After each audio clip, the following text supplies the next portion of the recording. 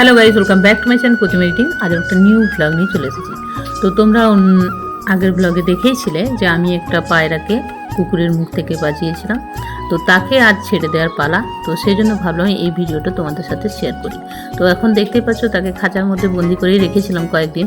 তো আজকে ভাবছি তাকে ছেড়ে দেবো। সে এখন সম্পূর্ণ সুস্থ হয়ে গেছে।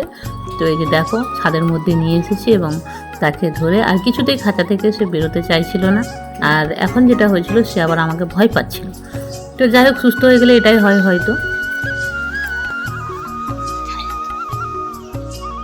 উড়বি ওই নীল আকাশে যা, চলে যা, এদিকে থাক।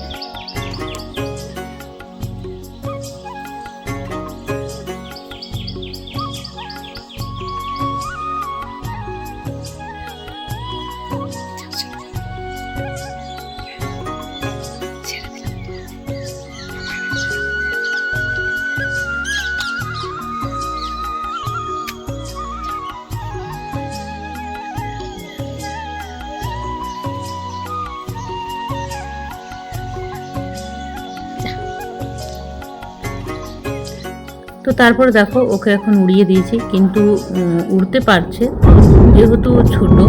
তো সেই কারণে একটু অসুবিধা হচ্ছে। ওই যে দেখো, অন্য পাশের একটা দালানে যেয়ে বসেছে ছাদেতে। তো আমি ভাবছিলাম ওই ছাদে মানুষ কাজ করছিল, তো সেই জন্য আমি ওকে ভাবছিলাম এখান থেকে উড়িয়ে দিই। যা,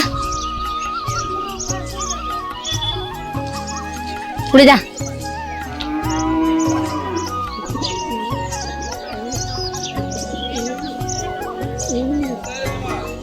বাহ, অসাধারণ।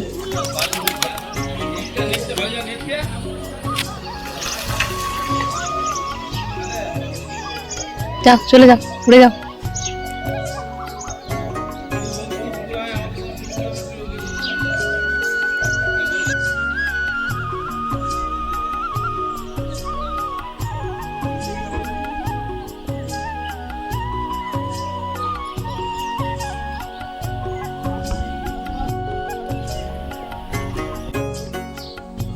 তো ফ্রেন্ড, পায়রাটাকে উড়িয়ে দিলাম দেখতেই পেলে।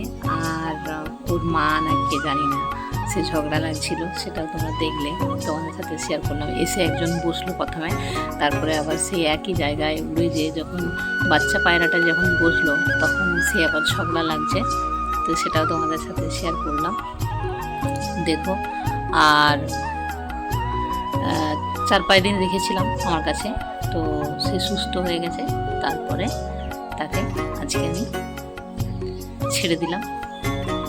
তো চলো, খুব ভালো লাগছে যে ওকে বাঁচাতে পেরেছিলাম, কুকুরের মুখ থেকে ছাড়িয়ে সুস্থ করে আজকে আকাশে ছেড়ে দিতে পেরেছি। এটা আমার খুব এই বিষয়টাতে আমার খুব ভালো লাগছে। যাই হোক, একটা প্রাণকে অন্তত বাঁচাতে পারলাম, আর তাকে আবার বাঁচিয়ে আবার তার জায়গায় ছেড়ে দিয়ে আসতে পারলাম, ছেড়ে দিলাম আর কি। তো এটা খুবই একটা আমার কাছে ভালো লাগছে আর কি, ভালো বিষয়। তো যাই হোক, তো চলো ভিডিওটা এই পর্যন্তই। ও থাক ওর মতো।